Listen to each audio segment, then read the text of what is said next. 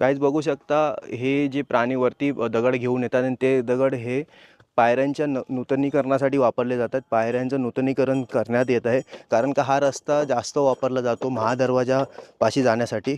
तर या रायगड किल्ल्याचे संवर्धन करण्यात येत आहे महाराष्ट्र शासनाच्या मार्फत। तर गाईज तुम्ही पण आलात तर ह्या किल्ल्याची काळजी घ्या कारण हा आपला जो इतिहास आहे, हा महाराजांनी दिलेला हा ठेवा आहे, तो आपल्याला पुढे पिढ्यांना दाखवायचा आहे। तर ह्या सगळ्या गोष्टीची नक्की काळजी घ्या गाईज।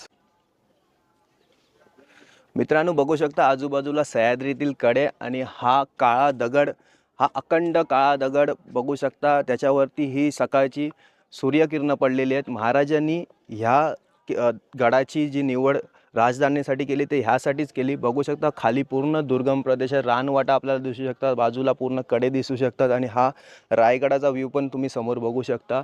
16व्या शतकात